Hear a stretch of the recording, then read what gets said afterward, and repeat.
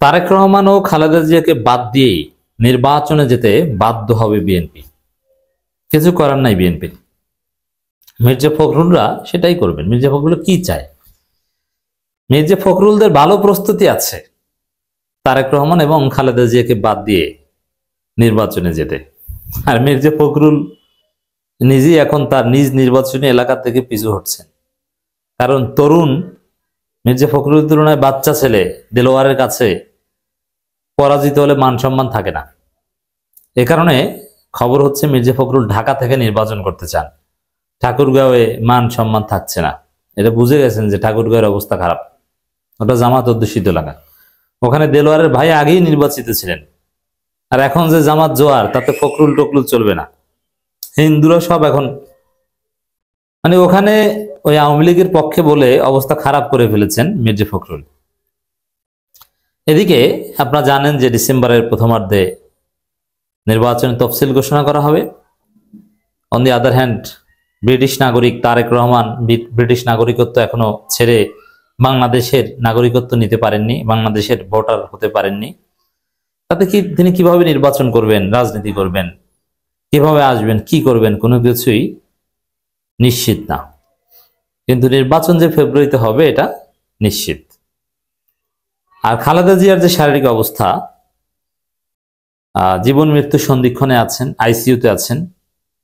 এই অবস্থায় যদি খালেদা জিয়াকে নিয়ে নির্বাচনে নামার চেষ্টা করেন, বিএনপির আম সালা সব যাবে।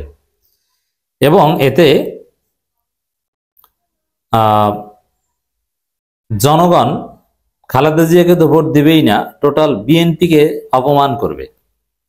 বরং এই নির্বাচনী কোনো কাজে একটু বাইরে বের হতে যেয়ে যদি খালেদা জিয়া মারা যান, টোটাল বিএনপি একটা ডিজাস্টারের মধ্যে পড়বে এবং বলবে যে বিএনপি লোভের কারণে খালেদা জিয়াকে হত্যা করেছে। তো অবস্থা যেটা মনে হচ্ছে, যদি যথাসময় নির্বাচন হয়, আর ইউনূস যেহেতু তারেক রহমানের জন্য আলাদা অপেক্ষা করছেন না, তাহলে তারেক রহমান এবং খালেদা জিয়াকে বাদ দিয়েই নির্বাচনে যেতে বাধ্য হতে পারে বিএনপি। এবং এই প্র্যাকটিস বিএনপির আছে, আপনারা জানেন।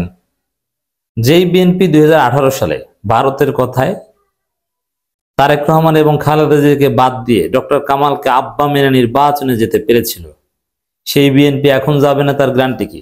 এটা তো বিএনপির নজির আছে, বিএনপিতে প্র্যাকটিস আছে তাদের, যে খালেদা জিয়া তারেক রহমানকে বাদ দিয়ে নির্বাচনে যাওয়া। তা এখনো যাবে, যেতে বাধ্য হতে পারে। এই ক্যালকুলেশনটা নির্ভর করছে বিএনপি যেহেতু দেখছে দুইটা বিষয়। বিএনপি যদি একদম যেভাবেই হোক না কেন, 111 টাইপের হিসাব নিকাশের মাধ্যমে হোক আর অন্য যে কোনো ভাবে হোক, বিএনপি যদি একদম নিশ্চিত হয় যে না বিএনপি ক্ষমতায় আসবে অ্যাট এনি হাউ, তাহলে তারেক রহমান যেভাবে হোক দৌড়ে আসতেন বা আসবেন, এবং খালেদা জিয়াকে আইসিইউতে রেখে হোক। আর এরকম হতে পারে যে সাপোজ খালেদা জিয়া মারা গেছেন, কিন্তু বলবেন না, বলবেন যে তিনি আছেন, সুস্থ আছেন, আইসিইউতে আছেন বা অমুক জায়গায় আছেন। কারণ খালেদা জিয়া মারা গেলে তার লাশ যদি ফ্রিজে রাখে কিংবা আইসিইউতে কয়েক মাস রেখে দেয়, এটা তো যাচাই করা খুব কঠিন হবে। কারণ বিএনপি এটা করতে পারে, তাদের সেই সক্ষমতা আছে, সেই ডাক্তার আছে। এরকম নাটক করে হলেও তারা নির্বাচনী বৈতরণী পার হওয়ার চেষ্টা করবে, যদি নিশ্চিত ক্ষমতার গ্যারান্টি পায় ইউনূস থেকে। আর যদি দেখে যে না, জনগণের যে চিন্তা ভাবনা বা ভোটের যে বাস্তব মাঠ, জনমতের যে চিত্র, এই চিত্রের প্রতিফলন যদি নির্বাচনে হয়, তাহলে তারেক রহমান খালেদা জিয়া তাদেরকে বাদ দিয়ে নির্বাচন করবেন। তখন অন্য কাউকে সামনে আনবেন, আব্বা মানবেন। সে অন্য কেউকে, এবার কি মির্জা ফখরুল না ডক্টর কামাল, অথবা এই তরুণদের কাউকে ধরে আনার চেষ্টা করতে পারে, যাতে বিএনপি বলতে পারে যে তারেক রহমান খালেদা জিয়াকে বাদ বা তারা আসতে পারেন নাই বলে আমরা নির্বাচনে হেরেছি, সেকেন্ড হয়েছি। তারেক রহমান আসতে পারলে আমাদেরকে হারাতে পারতো না, এই কথার যাদের বলতে পারে, এজন্য তাদেরকে বাদ দিয়ে নির্বাচন করতে পারে। আর তারেক রহমানের যে ক্রাইসিসটা, তার ব্রিটিশ সিটিজেনশিপ ইত্যাদি ইত্যাদি, ভোটার হতে না পারা, তো এগুলোর সমাধান সম্ভব। তিনি ব্রিটিশ সিটিজেনশিপ অনেকেই ছেড়ে বাংলাদেশে এসে নির্বাচন করছে, এটা অতীতেও ঘটেছে, জামাত ইসলামীর ক্ষেত্রে ঘটেছে। ব্রিটিশ নাগরিকত্ব ত্যাগ করে এসে বাংলাদেশে নির্বাচন করে। জামাত নেতাদের ক্ষেত্রে কমপক্ষে 2 জনকে আমি এরকম চিনি। It's very easy. Tarique Rahman তো পারতেন, এখনো যে সময় আছে, সময় যে গেছে তা না, কিন্তু তারেক রহমান আসবে না কেন? ওই যে যাতে বলতে পারে যে তারেক রহমান আসে নাই বলে আমরা সেকেন্ড হয়েছি, নইলে কি আমাদের সাথে পারতা। ওই একটা হাইপ রাখবে যে জামাত তোমরা ক্ষমতা এসেছো, তারেক রহমান দেশে আসলে তোমাদের ক্ষমতা শেষ, মানে ওই হাইপ রেখে দেওয়ার চেষ্টা করছে।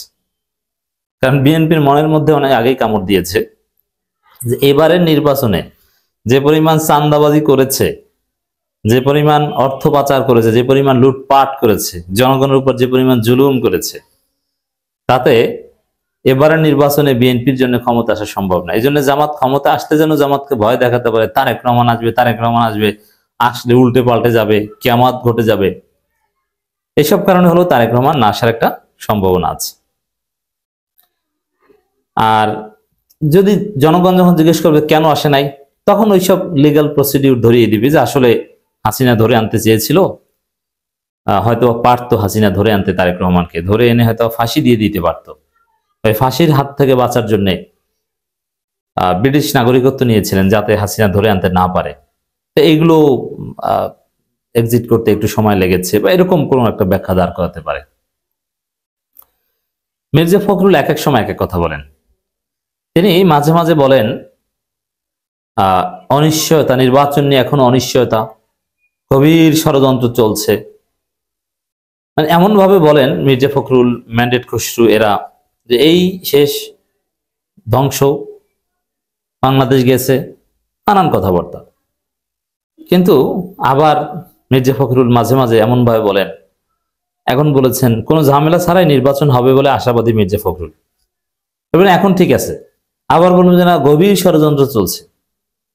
কথার কোনো তাল ঠিক নেই। এটা হচ্ছে সম্ভাব্য পরাজিত বা হারু পার্টির বৈশিষ্ট্য, এক এক সময় এক এক কথা বলে। জামাতের কথার লাইন কিন্তু এক, নাম্বার 1। দ্বিতীয় হচ্ছে মির্জা ফখরুল একটা কথা বলেছেন যে রাজনীতি খারাপ জিনিস, ক্ষমতা আরো খারাপ।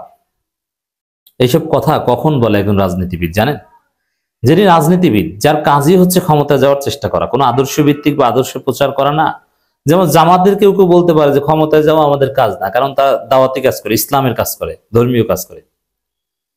যদিও রাজনৈতিক দল পরিচয় দিলে ক্ষমতায় যাওয়ার চেষ্টা করা তার জন্য বাধ্যতামূলক, নইলে সে রাজনৈতিক দল নয়। এখন পিওর একজন রাজনীতিবিদ মির্জা ফখরুল, তিনি যখন বলেন যে রাজনীতি খারাপ, ক্ষমতা আরো খারাপ, বুঝতে হবে যে হতাশার কোন লেভেলে তিনি আছেন।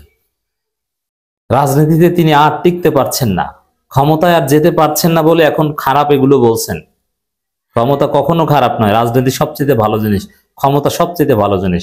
ক্ষমতায় যে জান্নাতে যাওয়াটা খুব সহজ যদি পরীক্ষায় উত্তীর্ণ হতে পারে, যদিও জাহান্নামের রাস্তাও কাছে। অতএব মির্জা ফখরুল যে হতাশ, তার প্রমাণ হচ্ছে তার এই ধরনের বক্তব্য। আর হতাশার একটা কারণ হচ্ছে খালেদা জিয়া, তারেক রহমানকে বাদ দিয়ে হয়তো নির্বাচন করা লাগতে পারে।